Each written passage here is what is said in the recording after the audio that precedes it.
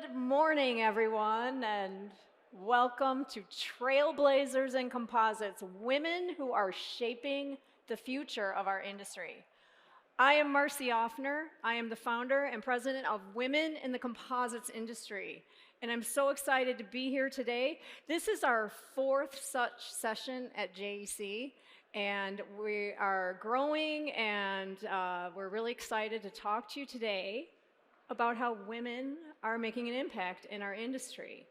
We've assembled a panel of women who are at the forefront of what we're doing in the composites and advanced materials sectors. There are women who have been bold and courageous and who have made an impact in all sorts of ways, from product innovation to legal affairs to shaping networking within our industry. And we're going to talk to you today about our experiences, how we've achieved our goals, how we have set ourselves apart and helped others grow in their careers. Mentorship is going to be a big theme of our discussion today. We have a mentorship session immediately following this event. It's the first time we've tried this at JEC. We're going to be matching young people who are new in their careers, who are just looking for a little bit of advice. If you've ever been single, and you either are single or you've been single before probably, it's kind of like speed dating for mentors. We're going to allow people to sit down for about 15 minutes per mentor and ask questions and get some quick career advice and maybe make a few connections in our great industry. And I'm so excited to be a part of this panel today and to talk with our panelists. I'm going to ask each of our panelists to introduce themselves, but I'm also going to ask them to name a superpower that they have that has allowed them to get where they are in their careers. And we have women of all different stages of their careers up here today. So these superpowers are very important. And we all have more than one, but we have one that's probably helped us get where we are. For example, my superpower is I actually feel like I have two superpowers that are equal. I am an instant innovator. I can think of ideas, and I really enjoy being creative. But those that know me know that I am somewhat of a, kind of a crazy multitasker. I take on a lot of projects, and somehow I get them all done. So that's kind of what gets us through and gets us to achieve who we are and what we become in our professional careers. So I'm going to ask our team of panelists here to introduce themselves and tell you what their superpower is. So Rebecca, why don't you start today? Okay. Good morning. Good morning. Yeah, just let me check and make sure I'm on the right time zone. So my name is Rebecca Stacha. I am the CEO for the Society for the Advancement of Material and Process Engineering, which is a mouthful, so we go by the term SAMPE. And we are a global professional organization. We are located in North America. We have a group here in Europe. We also have one in China and Japan, and we're growing in other regions as well. I've been with the organization for just about 20 months now, so it's a little new to the industry, but my career and my background is in association management. So I have come up through the ranks, and I've had a lot of mentors along the way. So I'm happy to be here today. My superpower, I was thinking about it before we came out, and I think I'm going to go with power problem solver. So I would say that I really like having people bring me problems and think of solutions for them. Cindy? Yep. Hi, I'm Cindy Squires. I'm the president and CEO of the American Composite Manufacturers Association. So we're the trade association for the North American supply chain for composites. My background is I've worked on Capitol Hill. I've worked in a federal agency representing it before Congress. I have been a chief counsel for another trade association for the marine manufacturers and worked at another association before ACMA. And so I've led two associations, and I have been at ACMA now for almost 4 years, not quite, but getting there. And my superpower, I'm a lawyer by training as well. I've been in private practice. Speed reading is one of it, and really just always scanning the horizon, figuring out what's going on and what should the path be, or how to avoid whatever calamity might be hitting the industry. Yeah, my name is Haley Marie Keith. I'm the CEO of Mida Materials. We functionalize and formulate graphene to make drop-in technologies for polymers and composites to make them stronger, tougher, and lighter. We're based in the U.S. as a small startup. The company started around 6 years ago, and I'm the CEO and co-founder. My superpower is problem strategy and innovation. I love to be very curious about new technologies, and then most importantly, how to commercialize them and getting them across the hump of development and then into the market. Well, good morning. My name is Alina Khanaeva. I'm the CEO and co-founder of Editech. It is a early stage startup. We've been around for 2 years, and we're located in the Netherlands, in Amsterdam. And we have developed a technology to make non-destructive testing of carbon fiber composites faster and simpler. And we're in a stage commercializing the technology.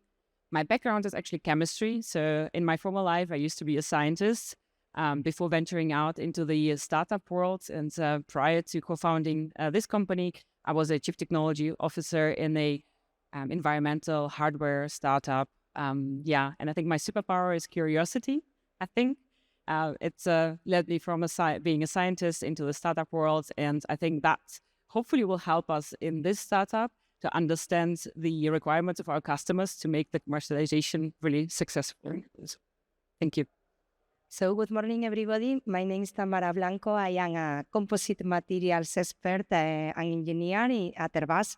So I have a long experience in composites, more than 20 years, working in the technical field, mainly in the research and technology field. So I have led several projects nationally at European level in different domains like multifunctionality, sustainability, cost reduction. I have a large number of publications, several patents, and a wide network in composites. And now my main field of activity is composite sustainability and the use of composite for future aircrafts. And I am also SAMPE Ibérica, SAMPE Organization Ibérica President and SAMPE Europe Vice President.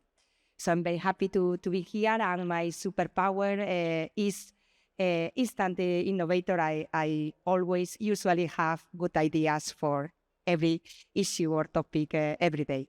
Thank you. Wonderful. Those are some great introductions. Obviously, we have a powerhouse of women up here. I mean, I would almost say with all these superpowers, we rival any Marvel movie that's out there. So pretty exciting. Why don't we dive into our first topic? Women have been making remarkable contributions in the composites industry for years. You know, we maybe are not as high in number as our male colleagues, but we're growing. And obviously over the years, we've made a lot of contributions. Each of you has carved out a successful career in different ways in our industry. And I'd like to talk a little bit about that and some of the challenges that you faced. Let's start with you, Dr. Alina.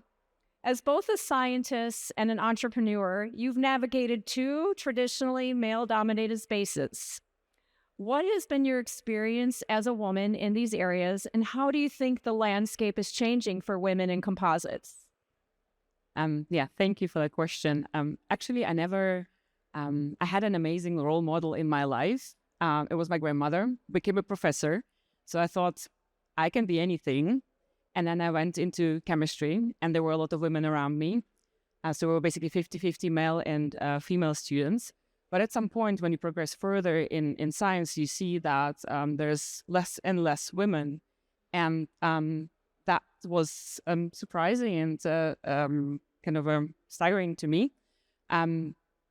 But I've seen that the diversity became quite a priority in science, at least in Germany where I studied, and also in Europe, actually. And as soon as it becomes a political, let's say, direction and issue, it can propagate very well throughout the institutions, so public institutions. So over the years I've been in science, I've seen quite a few initiatives and support to really achieve more diverse teams, which of course is beneficial. I'm quite new to the composites industry in that sense. So we've been part of the industry for the last 2.5 years. But in general, I have the impression that the industry moves slightly slower. And but there are great examples of companies who really put it on their agenda and execute on that. But there really needs to be a lot of pressure from the leadership team to really integrate this, strategies into the company. So, but we've seen some progress, so that's great to, and look at us. That's right. Look at us. That's great. Cindy, maybe tagging on to a little bit of what she said, you're kind of at the forefront of the composites industry, advocating for all sorts of different issues that we face every day. How do you see diversity changing in our industry? And I know you're somewhat new to the industry too, but what have you noticed in the last few years? Well, typically, I've represented manufacturers in a number of industries, and coming into composites, I definitely see quite a bit of diversity. I think even just looking at the ACMA board, we have quite a bit of diversity. You see it sometimes in a family-owned business where the woman who is maybe the daughter or it's someone who is maybe a spouse or something that came up through the ranks, founded that company together. That's sometimes where you see it come in first. But I do find that when I travel and I meet with our members, it's definitely on the rise. I mean, I find maybe it's because people always seek me out when we're doing those plant tours, and they want to make sure I meet their up and coming women in the company. I definitely do see it. It's also just a demographic trend. If you just look at colleges, how many are women going to college? We know that we have a higher percentage of women who are actually completing college degrees. And in the manufacturing space, it's more than just STEM for sure. And so we have members that have women in leadership in all kinds of spaces. One thing we decided to do recently at ACMA was develop an emerging leaders program. And part of the reason we wanted to do that is to help make sure, particularly for our smaller businesses, but also our larger ones, there's a place for people who are interested in leadership to raise their hand, to maybe be pushed up there a little bit and to be supported, because that's the only way we're going to get more diversity in leadership, particularly in the companies. True. I think probably I heard a stat the other day that in some industry sectors, not all of them, women are actually more than 50% of the workforce. So it is an interesting trend that is happening. I think that's not good either, right? We want everybody to work together, but it is an interesting trend that is happening. Tamara, as an engineer working in aerospace, you've been in an industry where women have maybe in certain areas been historically underrepresented. What has helped you succeed, and what advice would you give to others? Yes, for sure. In our sector, and above all, 20 years ago when I started, it was difficult. It was mainly a sector based on male aeronautical engineers. And for a woman in the composite field, they didn't see a lot the value for this. But today, I can say that things have changed a lot. And I have been able to get recognized by showing added value for the product, for the final product, being very proactive for sure, and making connections. I think this is key. The networking and being able to work multidisciplinary. So my main advice and recommendations for young women interested in the technical engineering, in the composite expertise is for sure to keep your values. First of all, for me, humility, passion, motivation, hard work, connection. For me, these type of values are key to evolve and to get where you want to be. So I recommend, I push you to keep going, because there are many opportunities. And I think in composite field, which is very, very key for products in general and also for aeronautical products, there are a lot of opportunities in composite. Great. Haley, you're a little bit unique on our panels today because you're an entrepreneur. You started your own business at a very young age, and you're quite accomplished. But I'm assuming that over the last few years, you faced some barriers. And what might have been some of those barriers that you faced that were particularly because you're a young woman trying to start your own business? Yeah, that's a great question. I've always been an odd duck. I know that about myself, so it's not hard for me to go out and be the different person. But I faced a lot of obstacles, I think, specifically in the funding areas of getting access to funding, access to opportunities in funding and through different like channels. So venture capital, corporate investment, projects funded through corporations. Those are much more difficult to accomplish and to get as a woman, though I've been very successful in doing so. I think it just, what I've kind of boiled that down to is communication style. So I think that as a young woman, my communication style wasn't as focused or as cut and dry as it needed to be for this industry, or maybe even for the financiers of the technology. And so I've really used mentorship and found champions across the industry and across the venture capital world to help me kind of craft and hone the messaging, see kind of the big cloud of vision that I have and kind of find the straight line through it. And that's been really impactful to understand your audience and understand how to communicate the message. And that's really helped me overcome a lot of the challenges that we've faced as a company. And then for me as a woman, less than 3% of venture capital funding goes to women. And I don't really think that's because women don't start businesses. I think few women start venture capital backable businesses that have a large amount of returns that can grow significantly, because a lot of those are more technical or more driven by the sciences and STEM. And so I think that as we continue to grow as a society, we will see more women who are funding or who are starting companies like me, and then who will not face as many of those challenges as we go forward for the funding. So wonderful. Rebecca, in your couple of years here now with Sampi, you've seen, the industry and how it's evolving and, the challenges that we face.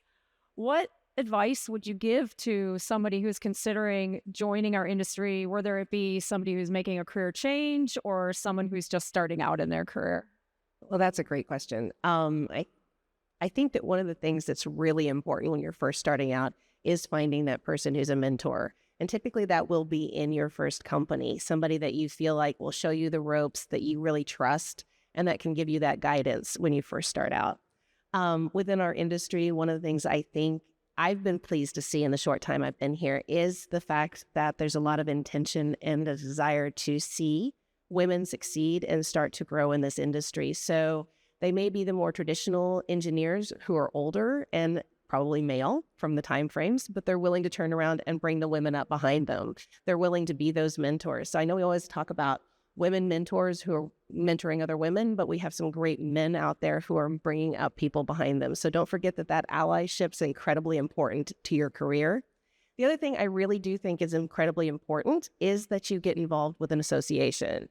I know that's a little bit of a plug for me, and maybe for Cindy, but I do think that it helps with the networking, and it is incredibly valuable to get yourself beyond your own company and start networking in that way. And associations are probably one of the hallmark ways that happens.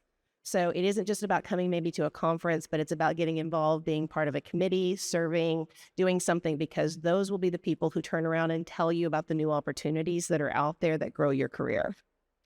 I totally agree with two things you said. One, I have always said that being a woman isn't about going around saying, I'm a woman, hear me roar. It is about finding ways to work with each other, with our male colleagues and our female colleagues, and coming together, right? We need a little more coming together in our world right now, and I think that we can be examples of that.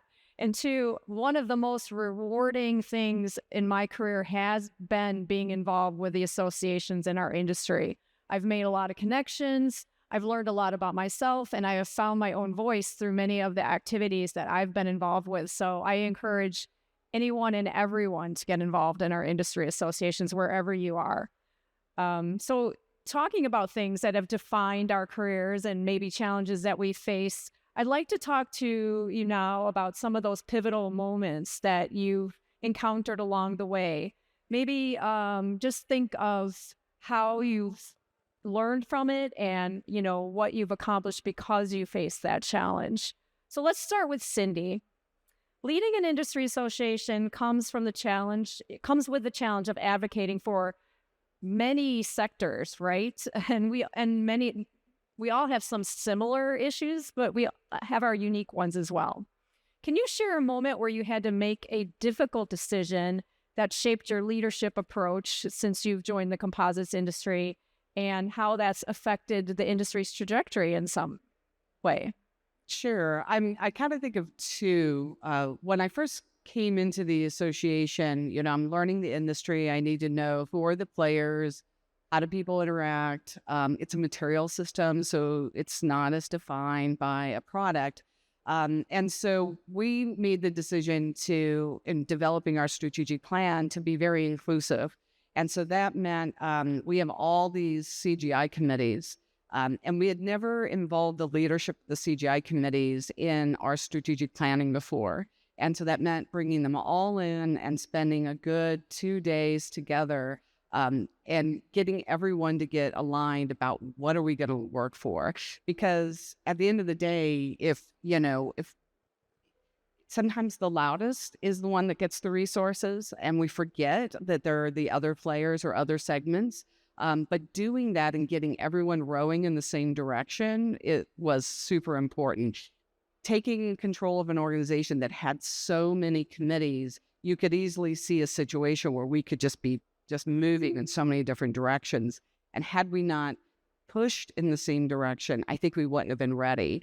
And all the work that we did in making a decision to really put sustainability and embrace that in our mission, that was a big change. And that meant changing resources, adding new staff, and then being really ready to take on some of the challenges we knew the industry was going to face. And we were in a much better position. A similar situation we had as we were anticipating that styrene would be reviewed by EPA. And we knew this was coming. We hoped it wasn't coming. We did a lot of outreach.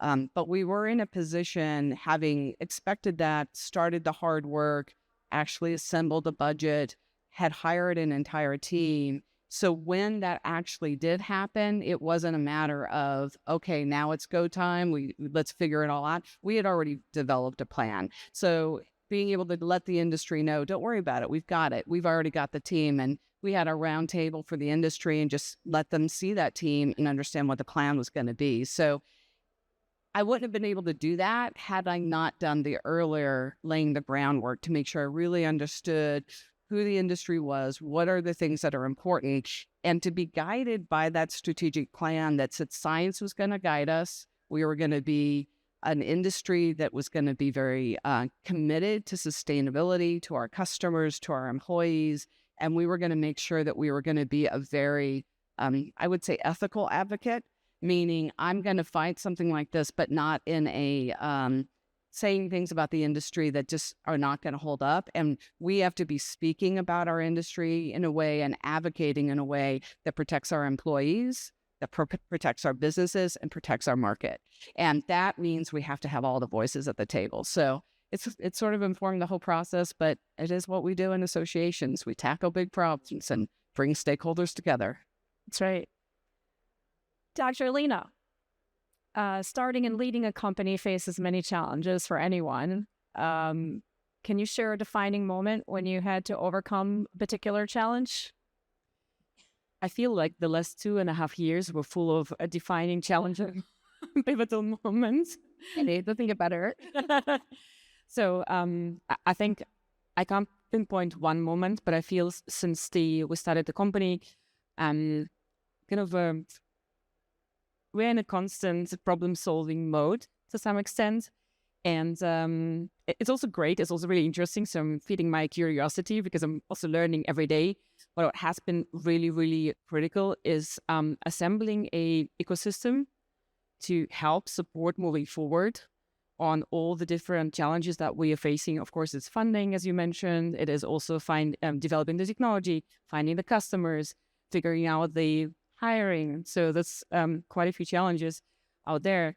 So really making sure that there's a great ecosystem around, that there are supporters, there are cheerleaders in the industry, but there are also people within the VC world that help support and help us move forward. So I think without that, it's basically impossible it takes a village to grow a startup. Great. I think we have time for one more question under this topic.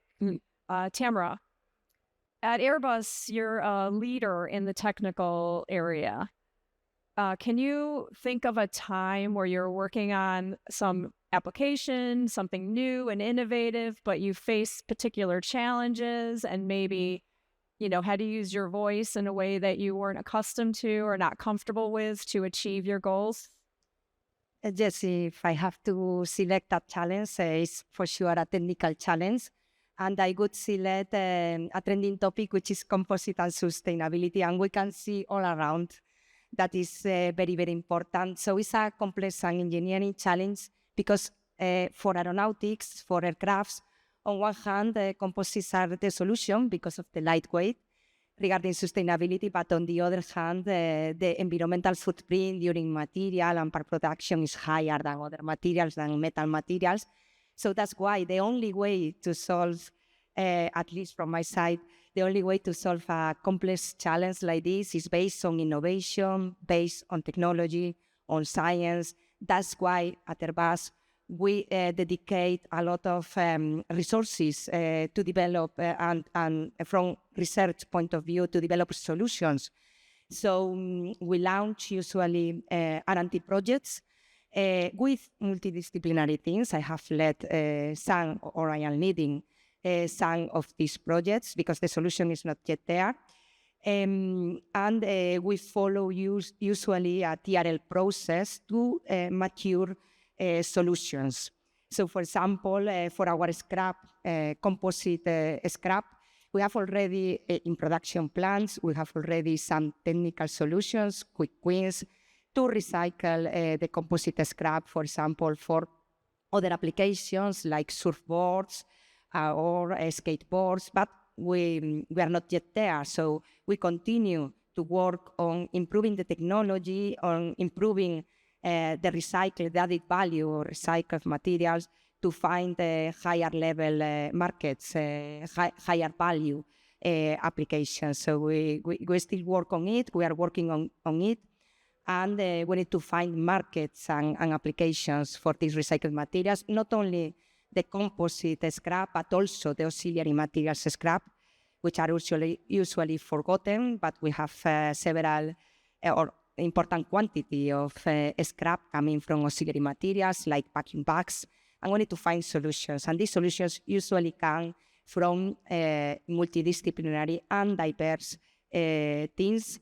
And this is the way for this type of challenges. Great, thank you. So switching over to the topic of maybe diversity and leadership in our industry and how we can help drive that. It does, as Tamara was just saying, it doesn't happen in a vacuum. It takes a lot of different people to provide input, to provide experiences. I'd like to talk a little bit about diversity and how it's shaped your leadership at your particular organizations. Obviously, it's a big buzzword in the world today for some of us more than others. I'd like to start with Rebecca. You lead an organization that brings together people from all over the world, all sorts of disciplines, scientists, technical engineers, business people. Also, SAMPI has been very purposeful with diversity and driving that in the industry. How do you think fostering the diversity of thought has helped shape our industry, and what could we maybe do better?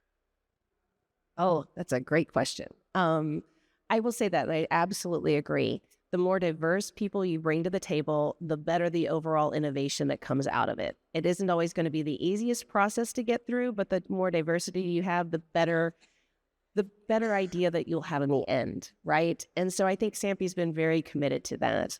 I actually joined an organization that was already on that roadmap. And so even in the leadership that they're putting into place, giving opportunities to younger women. So our cabinet is 70% women at this point for our executive cabinet. Woo! So at least in North America. And we're moving that into some of the other areas. So I think it's a lot of opportunity, and we have younger women moving up and learning leadership roles. I think it's a very valuable thing they're then taking back to their companies and into their own careers. So that's an important part that we do. But overall, I'm pleased to see that younger generation come so that we stop having these conversations and it just becomes a part of what we're doing. I think that's where we all want to get to, is where it isn't an us and a them. It isn't a feeling like that. It is, we're just all there and the diversity is just automatically included. Absolutely. That is the goal. Haley, startups are obviously known for their agility and ability to disrupt traditional industries. How have you built a culture within your organization that embraces diverse perspectives to drive innovation? And what advice would you have for other young leaders? Yeah, so at Mito, we really live by a couple core values, and one of the biggest ones is curiosity. We love to solve puzzles, but more importantly, we like to look at pictures differently and ask questions and be respectful of that. And so I'm really proud of the diverse team that we've created. We have 2 female engineers, including myself, and the team of 7. So we're almost 50% women, some LGBTQ, and just it's an amazing and from also different countries. Like we have 3 different nationalities represented, and I think it's so important to, first of all, like we're all just people. That's most important. But then like how our experiences inform our decision making, inform our outlook on projects, inform our technical opinion.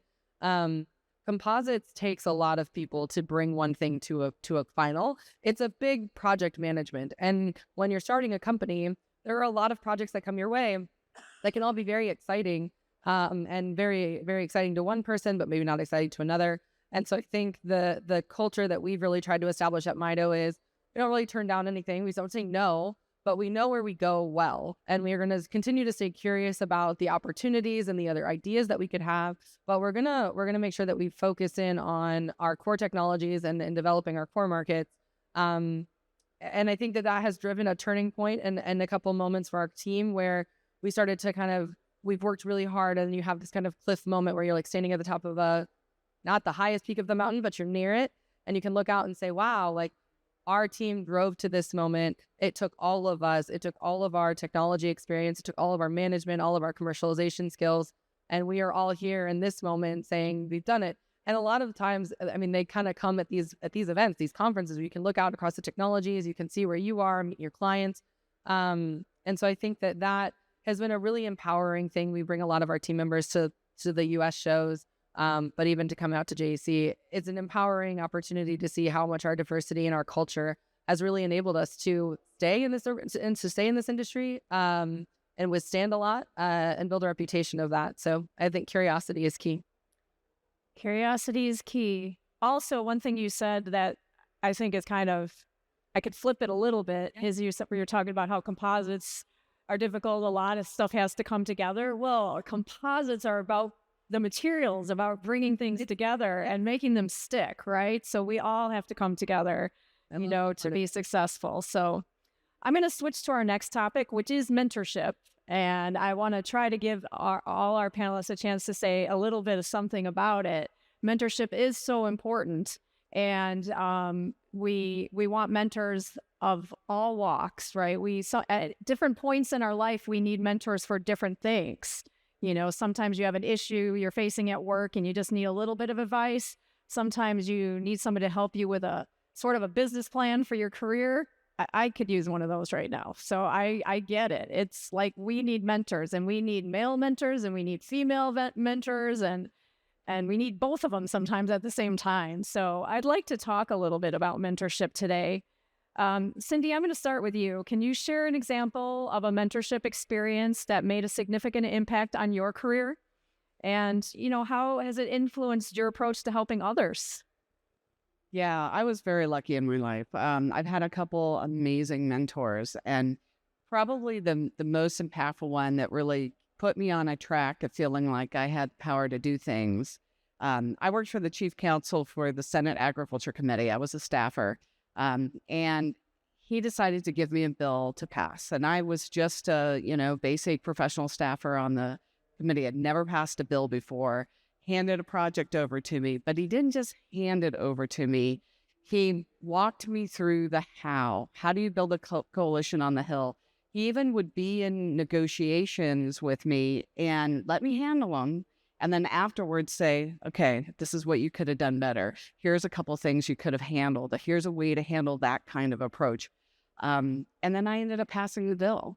And that was pretty exciting. Partnered with someone like me over on the House, and, we got it done. And a lot of people work on Capitol Hill, and they do a lot of things. They answer a lot of congressional letters, usually in the beginning of your career. But, I was just 2 years out of college, and I'm passing legislation. And that was pretty cool. And that kind of support, and the fact that he gave me a project and said, it's yours, but I'm here and you're going to learn, but you're not going to be alone. That was really important. And so I've tried to do that, but I've had a couple times in my career where someone allowed me to just grab a hold and make it happen. That's it, empowerment. It's a great word, right? And you have to empower your team members to learn and make the project work, but also to make mistakes, right? And get support along the way. Tamara, how has mentorship shaped your career at Airbus, both as a mentee and a mentor? Because obviously you're in a really big company, and Yes. sometimes it can be easy to get lost. Sure, for sure. How has your experience been? Yes, has been really key to get where I am today, to get the opportunity to become an expert. So I have been mentored by a well-recognized person in the composite field, Jose Sanchez, who has been, as said, well-recognized. So during all my professional life until he retired. And this has been key for me to keep going, to keep motivated, to get opportunities, to have a mentor. And for sure, when he retired in 2021, I was committed to keep his legacy, not only myself, but with my team, my colleagues. So we have very good composite team in Airbus, very expert team, and mentorship in this team is key. So at Airbus, in my company, we have several programs, mentorship programs. So mentorship is key for every employee. So for sure, I am participating in these programs still as a mentee because I am interested in progressing in my career. But for sure, I am also open to mentor colleagues. I am always open to share my knowledge, my experience, my network, partnership, because I think this makes a difference, not only for the mentee, but also for the mentor. It's a trustful relationship between two people in order to get the most potential of the mentee by sharing experience. So it's key for everybody, and I push you to go for it. Okay? Okay. Well, speaking of going for it, Haley, can you tell us about a key mentor in your journey, someone you'd like to share about how they've helped you move your career forward? There's so many. Like, I tried to come up with just one. I will say You can mention two. I mean, I could mention a lot. I mean, truly, like, I think I take mentorship, I view mentorship differently. Like, it's not just one person always. Like, to me, there have been nuggets of people across multiple parts of my journey. And sometimes I go back to them that they helped me then, and now they're going to help me now. I mean, a couple like key shout outs, ironically, so one's my mom. Like, my mom was a VP of manufacturing in a composites type industry. She now implements ERP, so she's been at the executive level, but she always knows how to challenge me, ask me questions, guide me kind of throughout the journey, and support. I think that's what moms do, but it's interesting because she's got the knowledge and industry background. Other big mentors, I think come a lot from these organizations that I've joined. I mean, in many ways, I look up to you, Marcy, and then you've mentored me in some ways. I'm honored to be on this panel. Dale Brocius at Acme, Andrew Maxey, CEO of Ortega, who is a bit ahead of me, has always been a mentor to me. So there's so many people and so many wonderful nuggets of wisdom, and I think it's important to not just focus in on one person. Like, I think it's important to kind of keep your brain open, keep your mind open, and look for those nuggets of oh, they did this thing or they're asking me this question. Is there something more behind it? What are they seeing? How can I use that feedback to better me, better my team, better the company, better the reputation, better the technology? So there's a lot, but yeah, those are a couple. That's amazing. Thank you for the compliment too. Dr. Alina, how has mentorship influenced your career trajectory, and what advice would you give to emerging professionals, and maybe some quick guidance in our field? I think, first of all, I want to second what Haley just said, because and highlight with that the power, I think, of role models and network. I think that's something that I got to know early in my life. So one of my grandmother, that was my role model. And I think that's extremely important, because you cannot really become what you cannot see. So we do need role models in all these different areas in engineering and leadership everywhere, so we can actually know that that's possible. And it's also to some extent subconscious. So I really have a strong belief I can be anything just because that's what I've seen in my family. So, and I think that's extremely important. And on the other hand, throughout my my career, network has been extremely helpful and extremely supportive. Just to highlight maybe one moment when in my former life, I was a scientist, and at some point I decided to leave my academic bubble. And that was an extremely scary step for me. And because I've been for quite a while in that bubble, and just figuring out what can I actually become outside of that. And it helped me a lot through my network to reach out to people who had the positions that I was considering to become in the future, and just talking to them and getting advice what you actually need to be in order, or what you need to learn to become. That's to be able to fill this role. That was extremely helpful and helped me to make this decision to actually jump into the startup adventure. So that has been extremely helpful, and I definitely would recommend in second what Haley said, that really you need a whole bunch of people with different backgrounds, with different ideas and experiences to help you along the way. And sometimes it's just the serendipity of a conversation that nudges you in the right direction and gives you this inspiration and this idea how you could be able to move forward. So really just having conversations, and also peers, by the way. So I'm really happy that other female entrepreneurs around me that I can exchange, because sometimes we have slightly more peculiar situations to deal with. Yes, I think it's so important to remember when we're talking to our colleagues or people we're meeting, maybe a young student comes up to you here at JEC.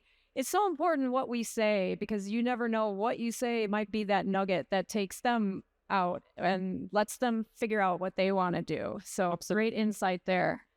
Rebecca, what do you think companies can do to be more purposeful in implementing mentorship into their cultures, into their organizations? Oh, wow. That is a big question. I will tell you that I knew you could handle it. Yes, so it's one of those things where it is a piece that I think a lot of companies are doing. I think the challenge might be when you're a smaller company, because you don't think of it being a formal program. As Tamara said, in Airbus, they kind of have a formal mentoring program, but maybe not so much in Haley's group, just because the size difference. So it is about making sure you're being intentional in smaller companies to take that role and that hat on instead of maybe a formal program, to make sure that it is just part of your culture. And so that's the thing I would say on smaller companies. If you're in a bigger company, then go look for the program, because most of them do have that. And if not, it's one of those things to raise your hand and say, I think we could use a mentoring program. In fact, Sampi is launching our mentoring program. Another plug. I see. I'm setting you up today. So yes, no, we actually have been working on it. It's been intentional from our leadership. They wanted to put a mentoring program in. It was driven by our young professionals who brought it up and said, we want it. And so we will be launching that this month. So we're pretty pleased about it. And I'm glad we're able to get it to the finish line and launched. Well, engineers will be signing up. Yeah. I will send you the link. And ACMA, you have a young entrepreneurs program, right?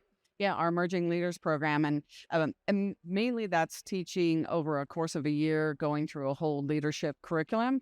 But it's also so that they can form a cohesive group together. And we hope to have it be, each class kind of helps the class behind it. But it's really a good opportunity for people to find out that they're not the only person.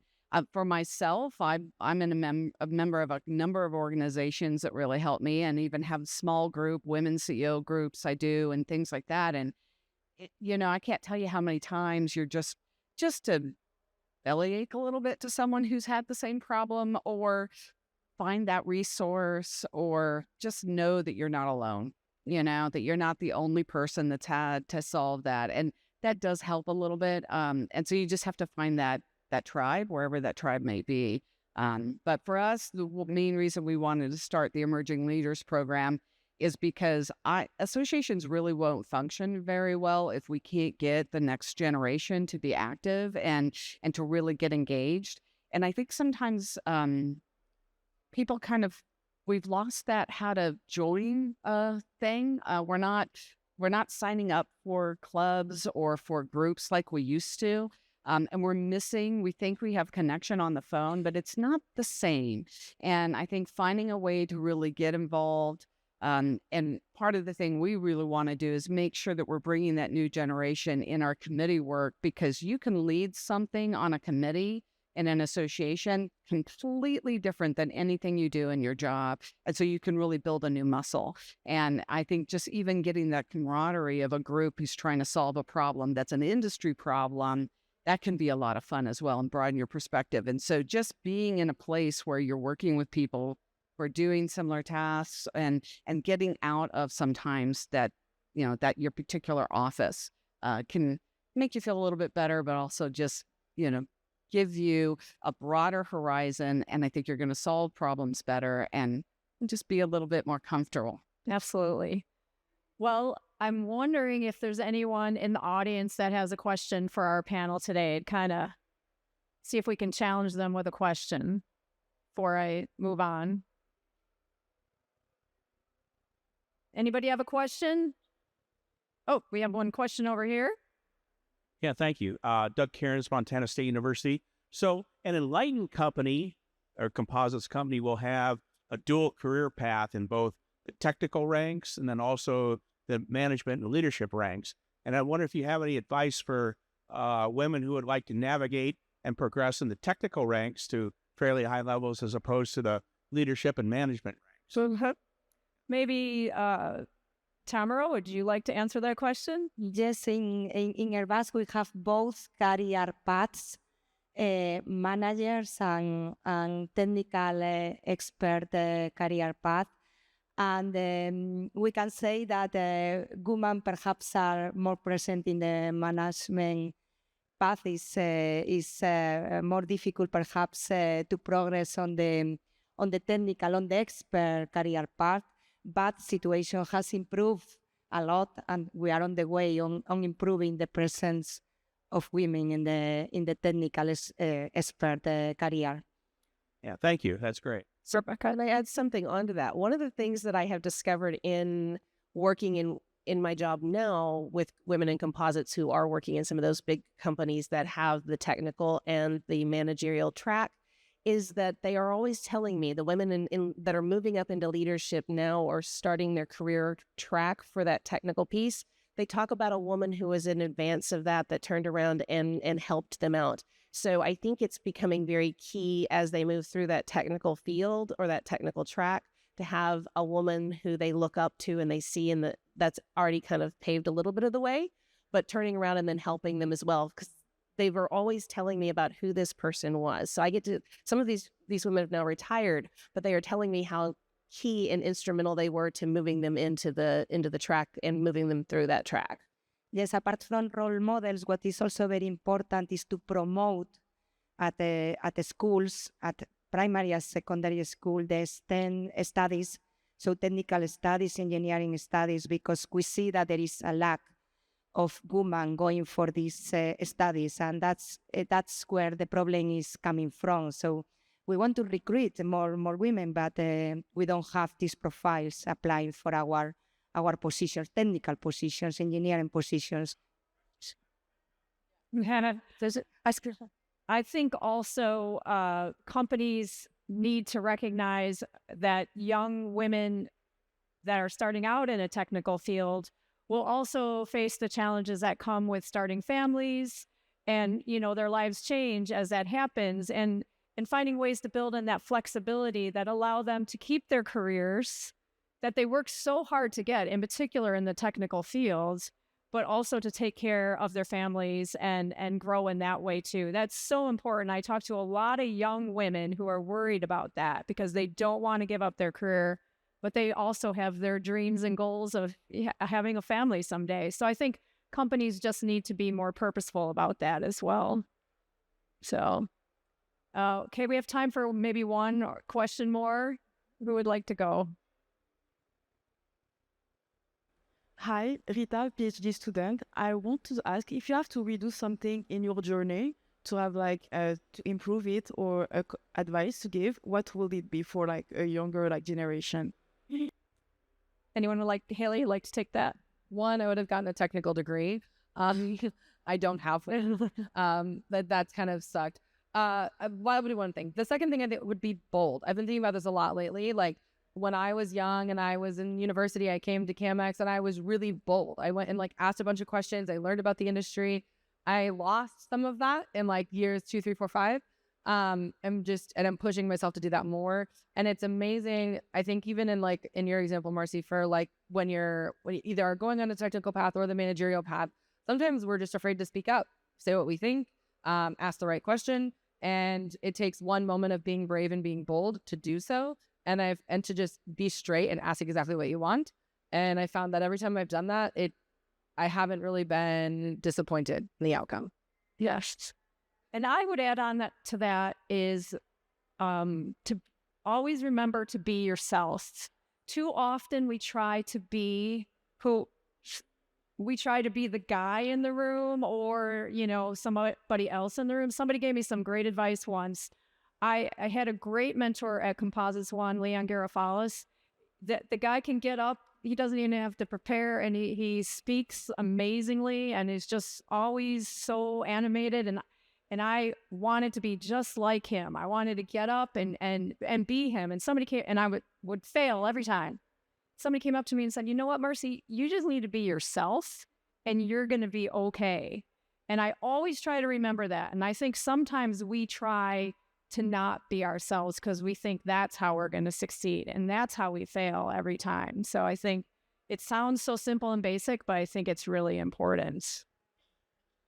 So we had a great panel today, didn't we? Let's give them a good round of applause, I think. So, I mean, we have a lot of superpowers, so we could keep talking, but I know that our JEC will give us the hook here really fast. So we have our mentorship session this afternoon, right after this, in VIP rooms in Hall 5. Even if you didn't sign up and you'd like to come in and shake some hands and meet some of our mentors in between breaks, please come on by. We have some room to add, a couple of mentees if we'd like as well. So if you want to follow us over, some of us will be heading over there in just a few minutes. Otherwise, enjoy the rest of JEC, and hopefully we'll see you here next year, and you can bring all your friends to our session. So thank you very much.